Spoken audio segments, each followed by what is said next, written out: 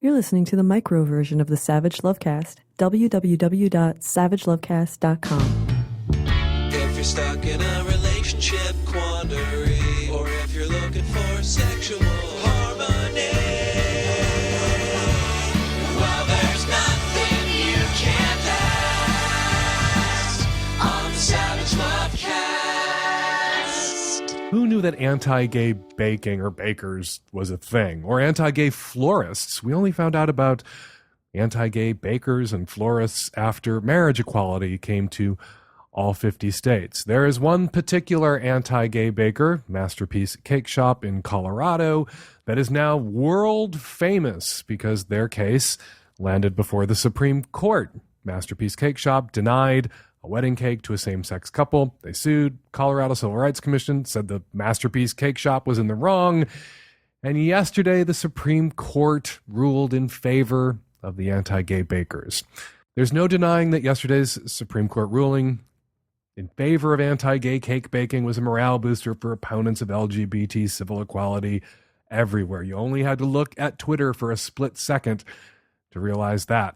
Justice Kennedy, who wrote the majority decisions in every major pro-gay rights case over the last 25 years, Romer, Lawrence, Windsor, Obergefell, he wrote yesterday's decision. Not Alito, not Thomas, not Gorsuch, but saving grace, silver lining, the decision was, quote-unquote, narrow, as everyone keeps saying, meaning it was decided on procedural-ish grounds. Take it away, National Center for Lesbian Rights. Today's Supreme Court decision in Masterpiece Cake Shop is a narrow, fact-based decision that does not break any new constitutional ground or create any new exemptions to anti-discrimination laws.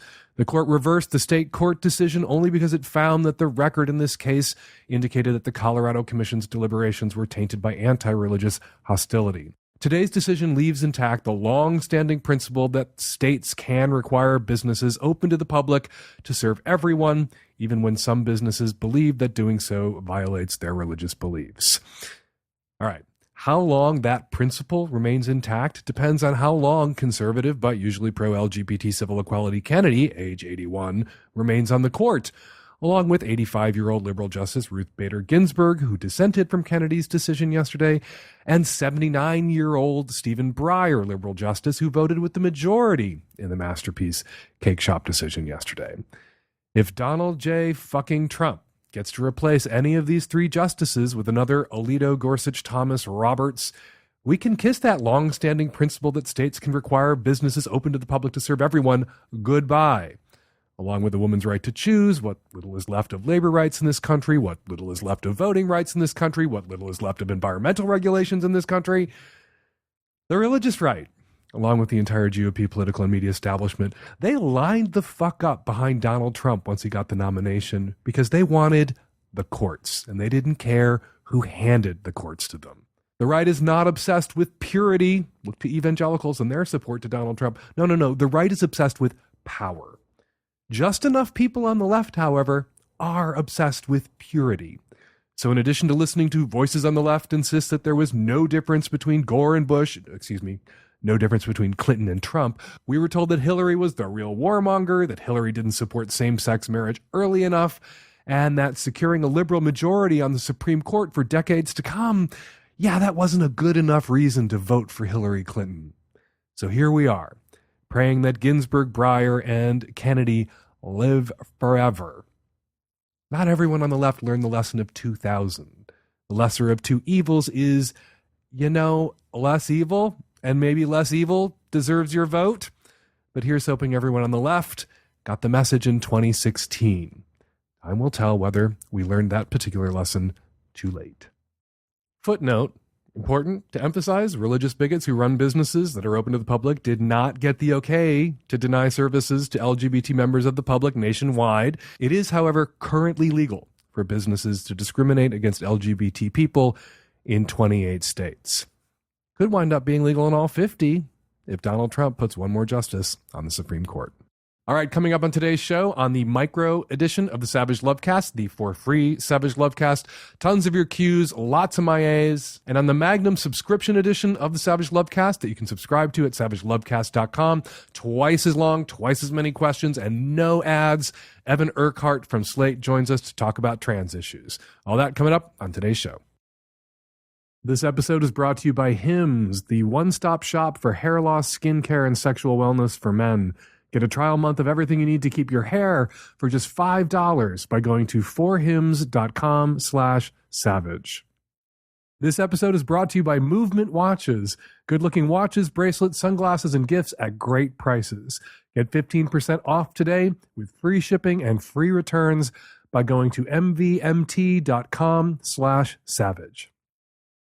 Hashtag open. Love the players. Change the game. Get ready for a new inclusive approach to social networking and modern dating.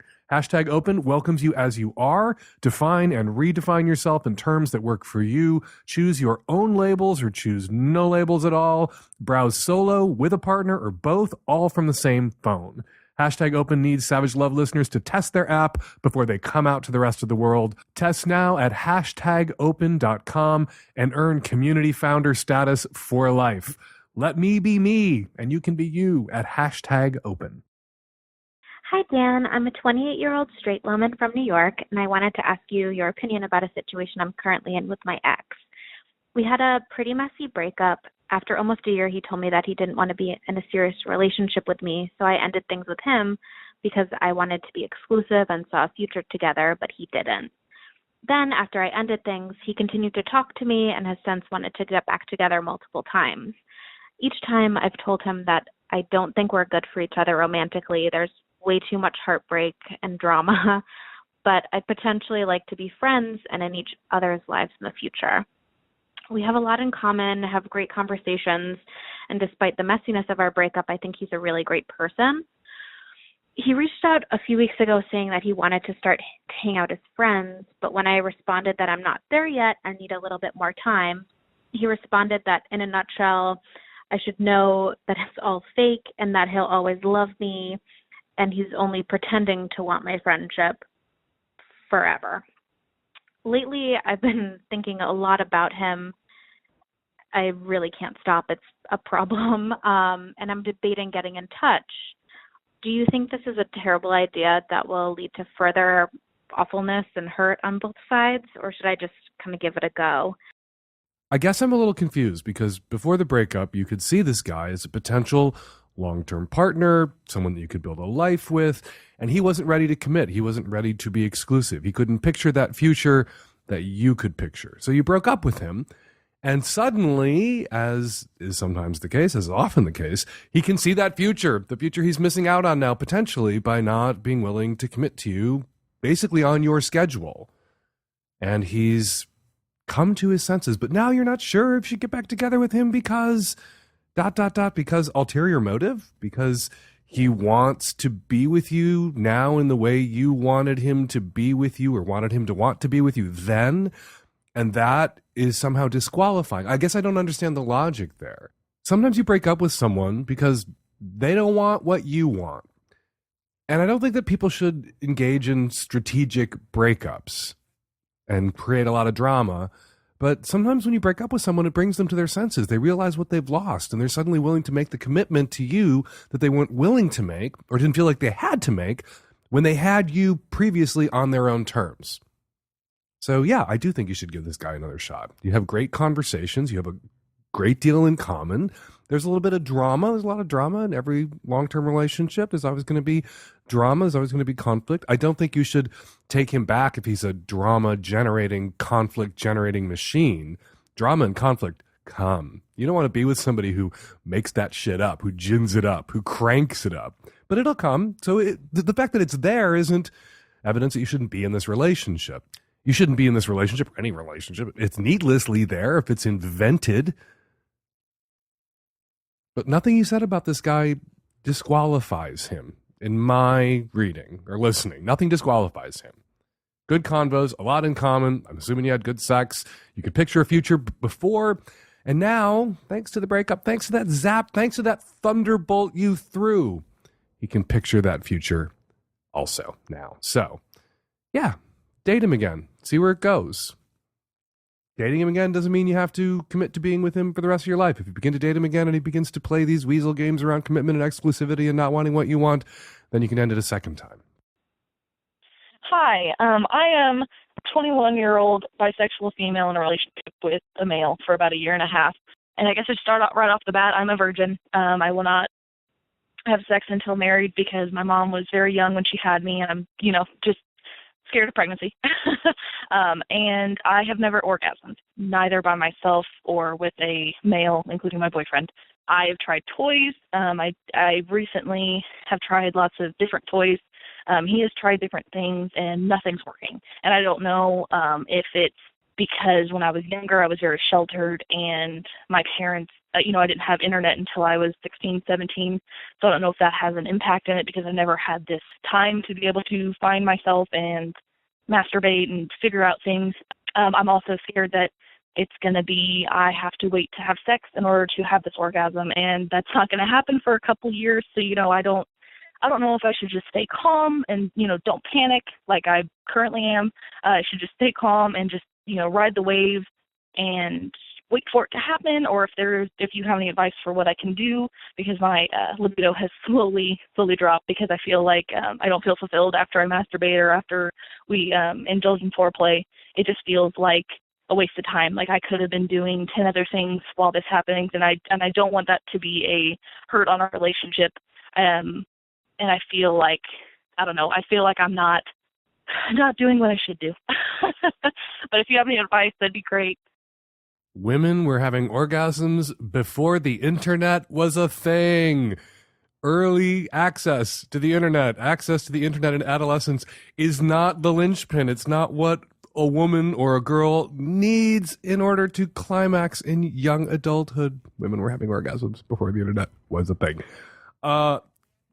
I'm not sure what to tell you. Your fears of pregnancy, rooted in your mother getting pregnant very early, seem a little irrational, considering there are IUDs and morning after pills, and even now, 2 years into the Trump administration and the Gorsuch Supreme Court, still access in most places to abortion. So you have options to prevent a pregnancy or terminate a pregnancy should you get pregnant. If you don't want to have vaginal intercourse for reasons, and you want to wait until marriage to have vaginal intercourse for reasons, I support the choices that you want to make. I'm not trying to jimmy a dick into your twat for my own pleasure or purposes, because I take no pleasure and have no purpose in that exchange. But I think you need to sit with why you're really afraid or really reluctant or not yet ready for vaginal intercourse and what that means, because the reasons you cite, again, seem like a bit of a reach and a little too simple.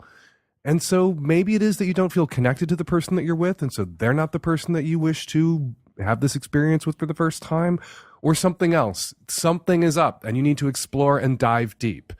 And you are being sexual. You say you're a virgin. If you're having foreplay, if you're attempting orgasms, if he's having orgasms, and you guys are generating those orgasms together, you are having sex. You are being sexual. I would say that you're not a virgin, even if you have not yet had PIV. Penis in vagina. My husband has not yet had PIV, and he is definitely not a virgin.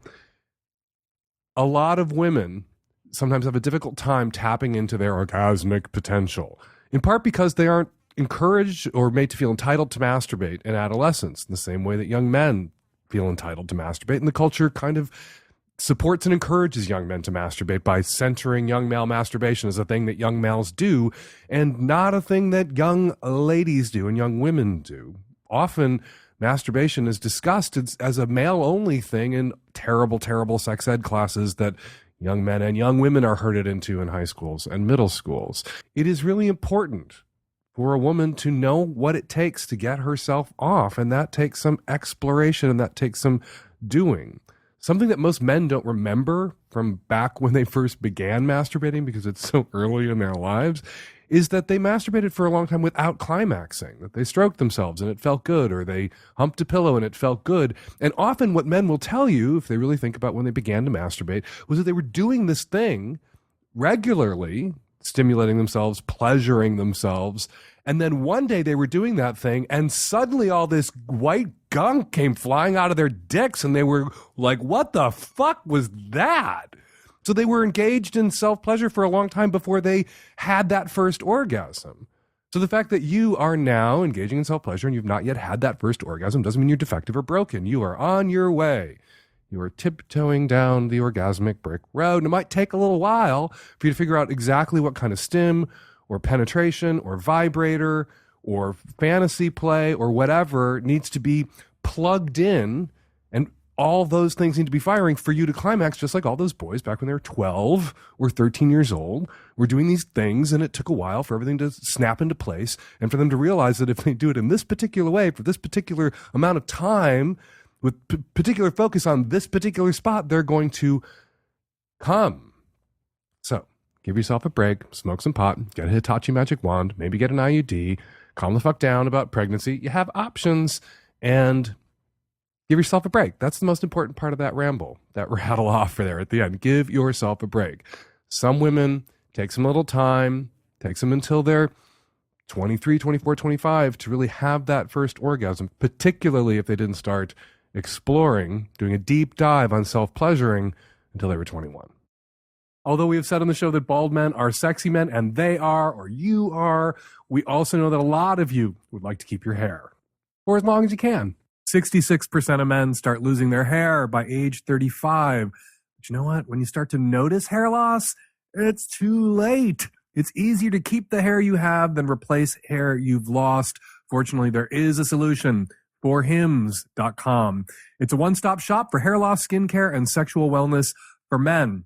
They offer medical-grade solutions, real doctors offering well-known generic equivalents to name-brand prescriptions to help you keep your hair. It's not herbal supplements. Down with herbal supplements. Rather, it is prescription solutions backed by medical science. Up with science. Another benefit, you don't have to go to the doctor's office, so no waiting room, no awkward doctor visits. Save hours by going to forhims.com. You answer a few quick questions, the doctor will review and can prescribe to you. Then they mail your prescription directly to your door. Order now. My listeners get a trial month of everything you need to keep your hair for just $5 today, right now, while supplies last. See the website for full details. This would cost hundreds if you went to a doctor or a pharmacy. Go to forhims.com/savage. That's forhims.com/savage. forhims.com/savage. Hi, Dan. I'm a Washington State native living in a more conservative East Coast city, and I'm going to a trade school, so there's all ages. I'm 24. One of my classmates is 19, and she just told me that she's pregnant. And I was like, wow, that's so exciting. Like, are you excited? And she was like, no, not really, but abortion is not an option for her. Her words, not mine. So I'm just wondering if I should let that decision be up to her and her family and her boyfriend. I mean, obviously it is, but if I should give her some, guidance as a strong woman friend, what would you suggest? If someone said to me, abortion is not an option for me, I would say to them, why is that? I would ask a follow-up question. I would not dictate anything to them at that point. I wouldn't tell them what I thought they should do. I would just ask them how they arrived at that abortion is not an option for me position, particularly at 19 years old. And if it was religious hoo-ha, I would continue to draw them out. Often, though, what you'll hear from someone, particularly a young person who says something like abortion is not for me, if it's not religion and family, it's bad people have abortions. Abortion is a terrible thing that terrible people do. A lot of young people aren't aware of how common abortion is. 1 in 3 women have had an abortion, that most people who have abortions are already parents, already mothers, that abortion is safer than carrying a pregnancy to term, that it's not unsafe. Often people have these misconceptions, these prejudices about abortion because they've overheard adults lying about what abortion is, or they don't know the adults in their own life who've had abortions who are not terrible, rotten, awful people. That this 19-year-old came out to you or is telling people that she is pregnant and that it is an unhappy accident, she may be casting about for some input from people in her community outside of her boyfriend and immediate family and framing it in a negative way, saying abortion is something I want. It's not anything I could ever do, but oh God, guys, hey, I'm pregnant. Here goes the flare up. I am pregnant, and it is not a good time for me to be pregnant, but I would never get an abortion because abortion's wrong, right? And sometimes what they need to hear is, no, abortion isn't wrong necessarily. Abortion is often the right choice for an individual person, and it was the right choice for me when blank. If you yourself have had an abortion, you can open up to her about your abortion. It is important, particularly for young people who may have been sheltered by their families or in their faith communities, to hear from other women about their abortion experiences. And that abortion can be a positive, affirming choice in a young person's life or a middle-aged person's life. And it needs to remain a legal choice. So she opened the door to this conversation when she told you that she was pregnant, when she told you it wasn't a great time for her to be pregnant, but she's going to go ahead with the pregnancy anyway because abortion isn't an option for her. You can explain using I statements. Don't tell her abortion is the choice that she must make, but explain to her why abortion is a choice that you have made, if indeed you've had an abortion, or a choice you would make for yourself if you were in a similar circumstance, and why. Could open her eyes. And there's nothing bullying or prescriptive about you sharing the choice that you would make in her circumstance. She shared with you the choice she, at the moment, intends to make in her circumstance. You can explain to her why you would make a different choice. Hey, everybody, I want to tell you about movement watches. Watches are one of those subtle style choices that really make your look. My husband looks super sharp in his Black Link Movement watch. Movement has come far from being crowdfunded kids working out of a living room. In the past year, they've not only introduced a ton of new watch collections for both men and women, they've also expanded to sunglasses and fashion-forward bracelets for women. Movement watches are all about looking good and keeping it simple. MVMT watches don't tell you how many steps you've taken or blow your wrist up with text messages. They tell time, and they look good doing it, and you'll look good wearing it. Movement watches start at just $95. At a department store, you're looking at $400 to $500. Movement figured out that by selling online, they were able to cut out the middlemen and retail markup, providing the best possible price. With Movement watches, you'll get classic design, quality construction, and styled minimalism. Get 15% off today with free shipping and free returns by going to mvmt.com/savage. See why Movement keeps growing. Check out their expanding collection. Again, go to mvmt.com/savage and join the movement. Hi, I'm a 50-year-old cisgender heterosexual male.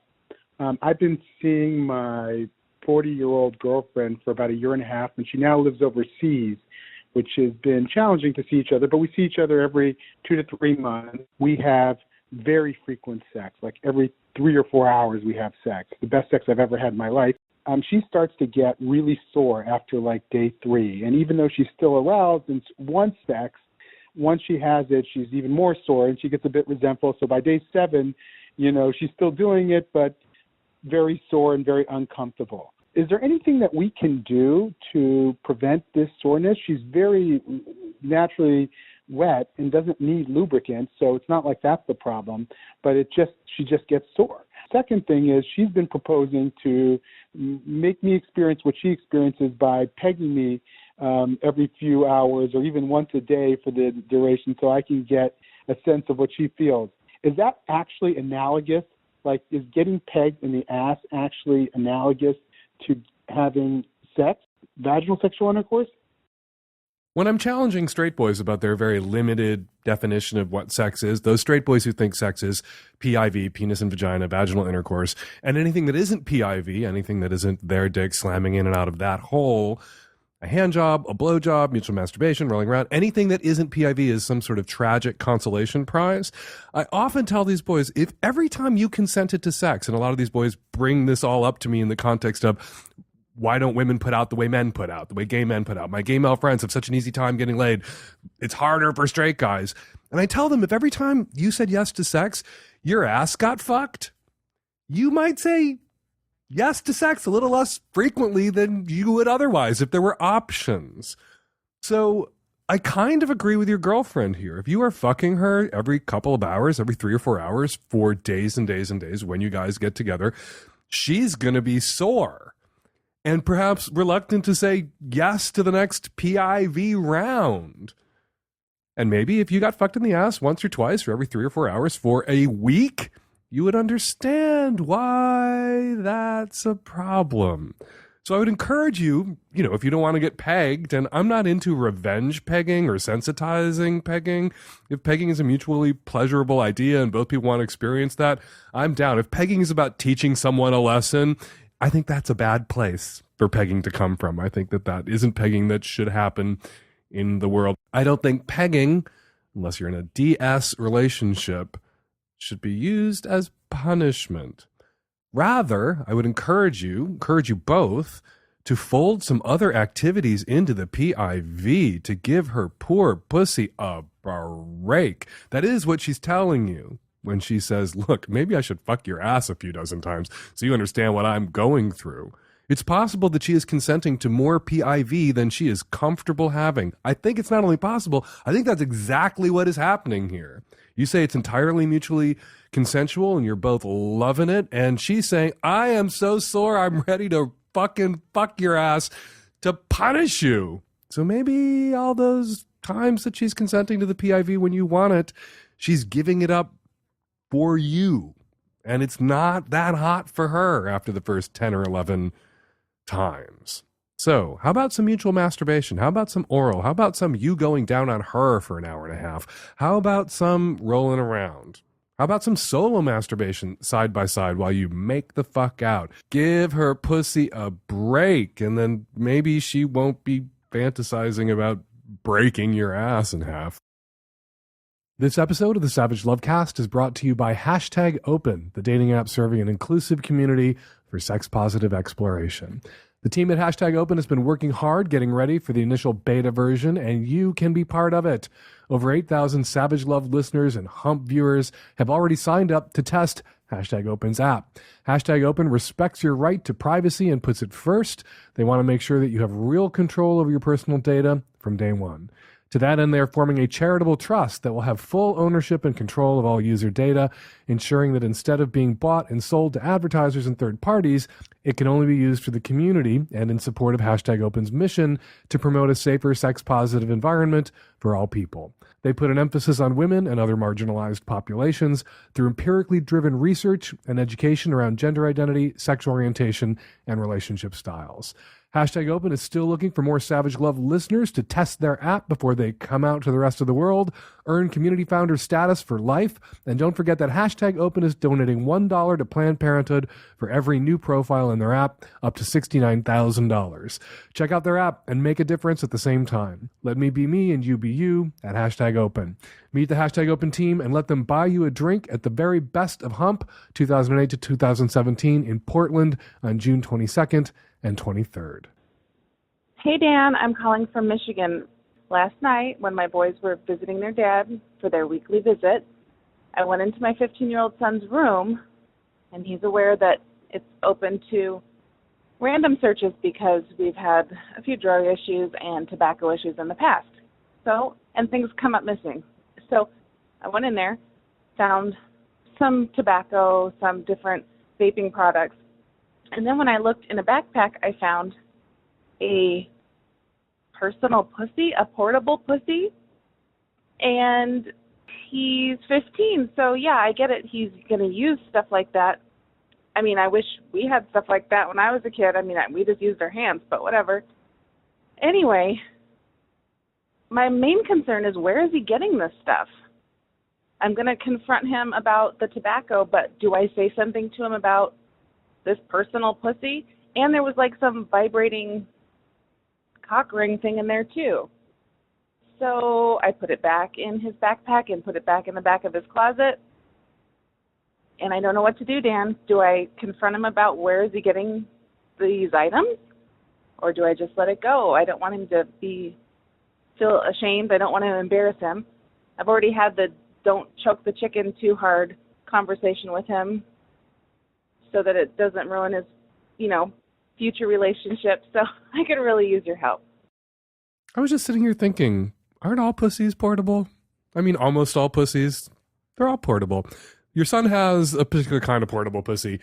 You gave him the talk about death grip syndrome. You gave him a talk about not masturbating so hard or with such a grip that when he transitions to partnered sex, he isn't then incapable of climaxing via the subtler sensations of pussy or butt or mouth. And he went and acquired for himself a simulated pussy, maybe to practice on, maybe to masturbate with instead of the death grip, because he was taking mom's advice. So, mom, butt the fuck out, shut the fuck up, stay the fuck out of that particular backpack when you're searching his room. Don't say anything to him about the pussy. Don't say anything to him about the vibrating cock ring. I know you have these fantasies about some sort of Colombian sex toy ring gang, MS-13, selling pocket pussies to little straight boys in middle America. That is not where he got his hands on these sex toys. Either they were swiped from somebody else's house, somebody's dad's pocket pussy went missing and it changed hands 3 or 4 times at school, or, and I think this is much likelier, have you ever given your son an Amazon gift card or any sort of gift card? If you get on Amazon, you can find pocket pussies for sale and vibrating cock rings and handcuffs and tit clamps and all sorts of other sex toys. And if you have an Amazon gift card, as so many teenagers do, you can order these things and have them delivered to your house. And all you got to do then is make sure that you intercept that package first.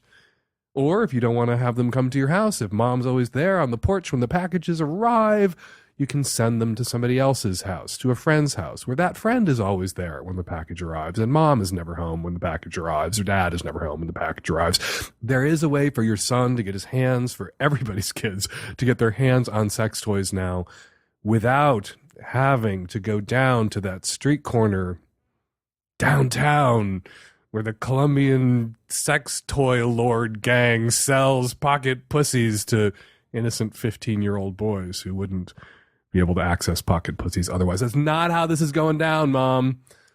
Got it from a friend, ordered it from Amazon with the gift card his grandparents gave him.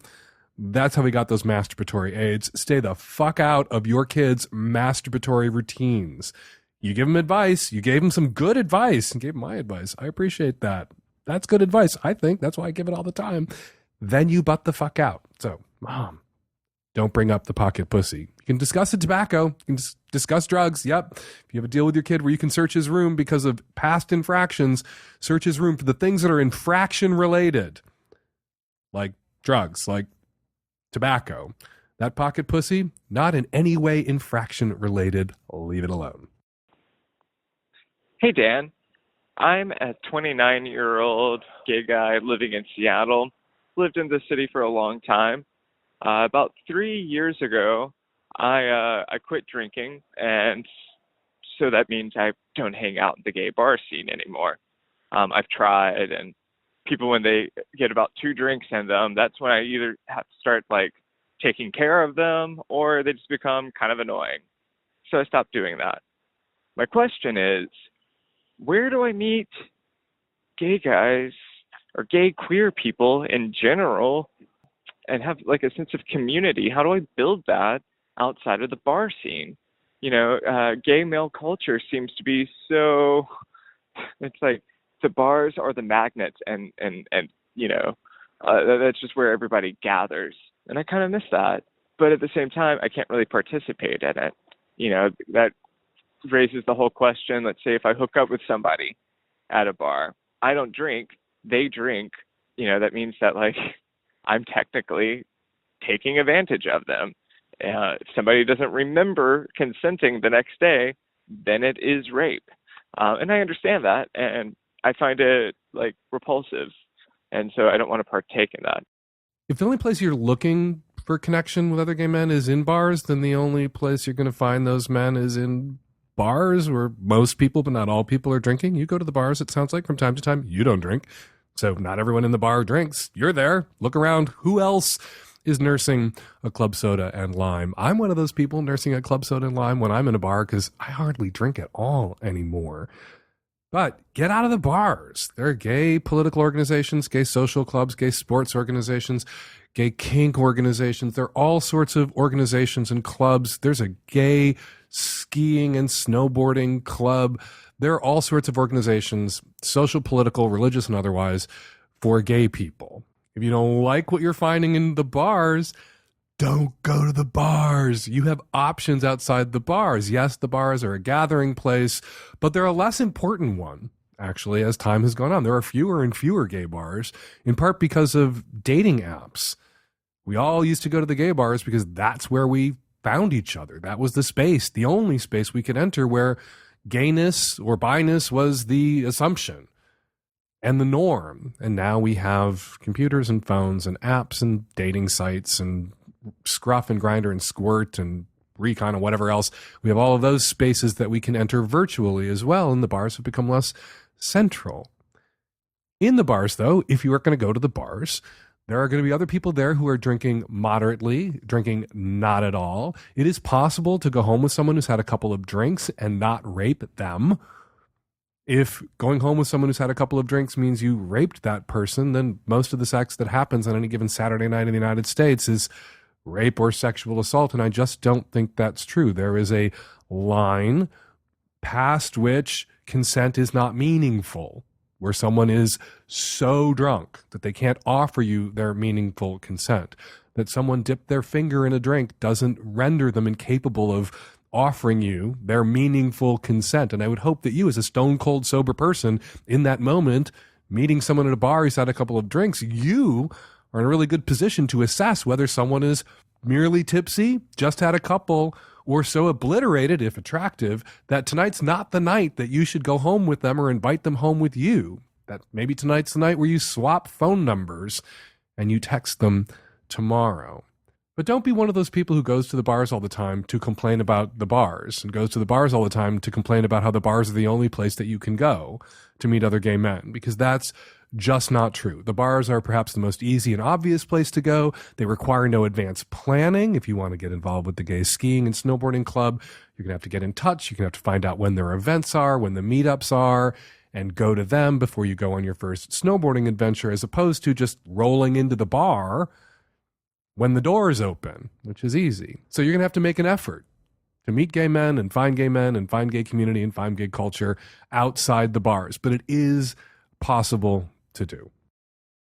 Hi, Dan, Nancy, and the tech-savvy at-risk youth. I was calling, Dan, to find out if you could give me your insight into this rather uncomfortable place I find myself.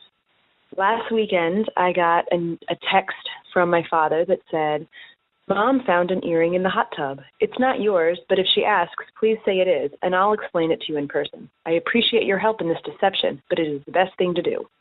Heart." And a picture of the earring. "Okay, question mark?" I said, "Okay."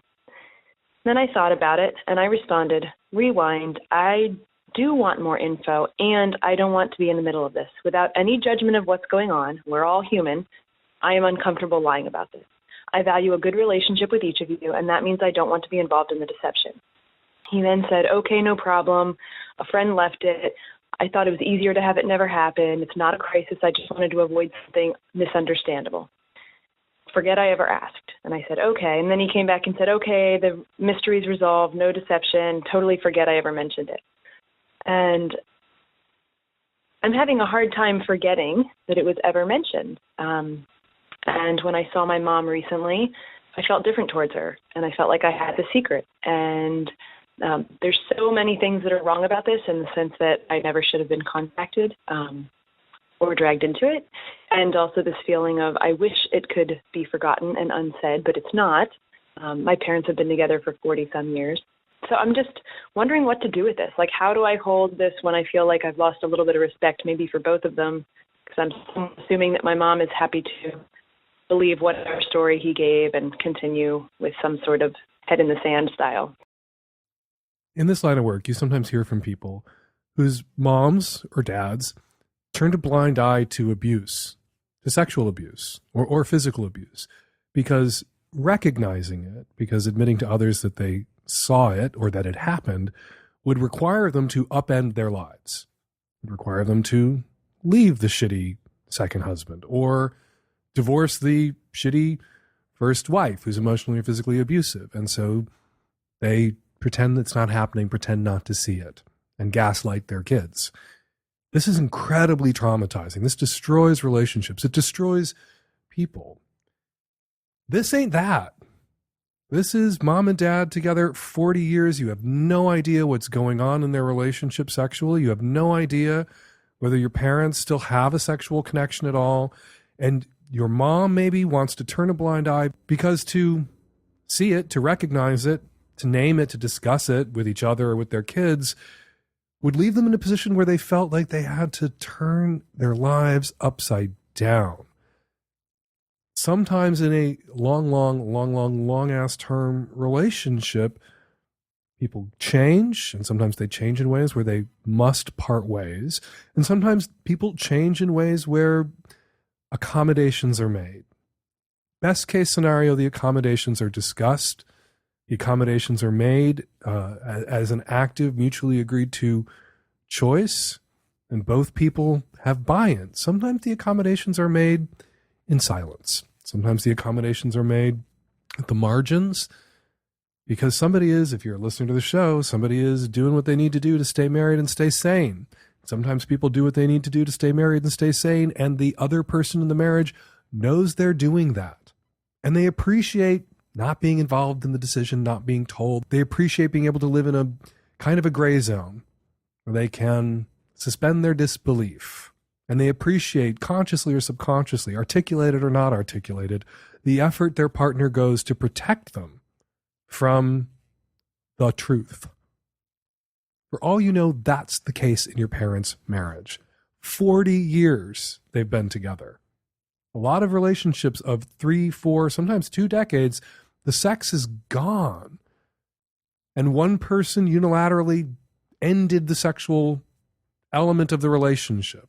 And the other person is put in a position where they can get their needs met discreetly or not so discreetly if they're dragging people home and dropping them in the hot tub at the ranch, and stay in the relationship, stay in the marriage. Every marriage is a mystery to everyone who's not a part of it. It's awful the position your father put you in, because now you know just enough about what's going on inside their marriage that you feel complicit. You feel involved. And I want to absolve you. I want to say you're actually not involved. I want to encourage you to stuff this down the memory hole. You can, if you're concerned that your mother is being abused or gaslit or is miserable, knows she's being lied to, and is just keeping the peace because she thinks everybody else thinks their marriage is perfect and fine, but she would like out at 40 years. Have a conversation with your mother just broadly and generally about her, dad, whether they're happy, whether she's happy, your concern for her. Do you want her to have a wonderful, fulfilling life even now? And touch base. And you can touch base with your fucking father too, who should never have involved you in this way. And tell him that that was not okay. And you've been left feeling really concerned for your mother. But then, be forewarned, you start pulling those threads, you're likely to find out even more about your parents' marriage that may leave you feeling more uncomfortable or more involved. You ask your dad, like, what was up with that earring? What was up with that other woman in your hot tub? What the fuck are you doing? Are you cheating on mom? And when your dad turns to you and says, 20 years ago, your mother told me she was done with sex. I haven't had sex for 15 years. I haven't had sex for 18 years.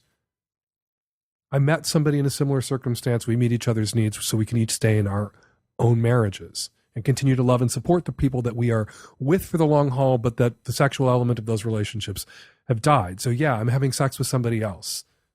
And your mother doesn't know. Then what are you going to do with that? Would your mother want to know? Esther Perel, in The State of Affairs, Rethinking Infidelity, writes about the burden of knowing. When you know somebody is having an affair and you feel this impulse to go tell the person who's being cheated on, you are giving them the burden of knowing. Not everybody wants to know or needs to know or will benefit from knowing. What if your mother at 40 years into this marriage is physically dependent on your father for care? And then she knows and feels compelled to go. And your father, despite this small carve-out, is a decent and loving and caring husband. And of course, when somebody's cheating, everybody wants to round that person up to monster who never loved the person that they cheated on. Otherwise, you couldn't do that. Sometimes people cheat to stay. Sometimes people do what they need to do to stay married and stay sane because it is not in their best interest, but also or exclusively in the best interest of the partner who is the victim of the cheating. You really need to think all this shit through. Convo with your mom about her life, whether she's happy, see where it goes, and risk a more specific convo with your dad about how unfair that was and how it's left you wondering and left you feeling very concerned for your mom, for their marriage, and then brace yourself for what you're likely to hear. This is for the caller in episode 605 with the obnoxiously snoopy mother. If you must take the coward's way, you could always have a family dinner at your mother's house, borrow over a computer, and log them out yourself. Just a thought. Hey, Dan. I'm a transgender man, and I'm calling in response to episode 605. There was a lesbian that called in, and, she didn't want to sleep with transgender women with a penis. I actually, kind of agree with your point, because personally I don't want people sleeping with me if they don't like my genital configuration, but that's not why I'm calling. I think that your point was fine, but I think you might have missed a key vignette of information on there. She had said she's more than willing to sleep with transgender men that don't have penises yet, or cis women who don't have penises. And that's great. That might be her thing, but that might be why her friends are picking up and calling her trans misogynist and being bigoted about things. There's kind of a history of lesbians who want to date us trans men who don't see us as men, especially when we're beginning our transition and it's a little more ambiguous. And that it's kind of one of the situations where they look at us and they're like, well, you're not really a man. You're just a really butch woman. I've never gotten so many women hitting on me from the lesbian community as when I started taking tea in that first year. So that's kind of a thing, and it's kind of a crappy thing because it's a way to undermine your gender for real. And, they might be sensing, her friends might be sensing that and also thinking with a more expanded conversation from her that she doesn't really see transgender women as women either. For her, the gender might be reduced down to sexual genital characteristics, and she's just not really grasping the difference that your junk is not your gender. So I think your answer was fine, but I think that there should have been maybe hopefully a little more exploration in why a lesbian would even want to sleep with a transgender man because they're men. Hi, this is a call in relation to episode 605, the caller who was looking for a quiet bed to have some interesting sex on. And I highly recommend a latex mattress. They're nice and springy. They've got a lot of good bounce. But because they don't have actual springs in them, there's no creaking at all, provided, of course, that you have a good solid frame underneath it. Good luck and happy fucking. Before we leave it, I want to let you know that I am working on a new project with an award-winning documentary team that aims to break down stereotypes and stigmas by showcasing real couples therapy with real couples. When we're struggling in relationships with our issues, sometimes we feel like our issues are ours alone and no one else could understand because no one else is going through what we're going through. But lots of us go through the same shit. We just don't know it because we don't talk about the shit that we're going through. This is the show that's going to talk about the shit we're going through. I'm a fan of the filmmakers behind the project, and right now they are looking for more couples to be featured in this documentary series. So if you are looking for couples therapy and you are in the New York City area, check it out at couplestherapydocumentary.com. If selected for the series, you would get 20 weeks of free therapy with an expert couples therapist, and by sharing your story, you might help others wrestling with similar challenges in their own relationships. To find out more, again, go to couplestherapydocumentary.com. All right, there we're going to leave it. 206-302-2064 is the number here at the Savage Lovecast. If you want to record a question or a comment for a future show, give us a buzz. 206-302-2064. Follow me on Twitter at FakeDanSavage. Follow Evan Urquhart on Twitter at E_URQ. Savage Lovecast is produced every week by Nancy Hartunian and me and the tech-savvy at-risk youth and Nancy. We'll all be back at you next week with another installment of the Savage Lovecast. Thanks for downloading.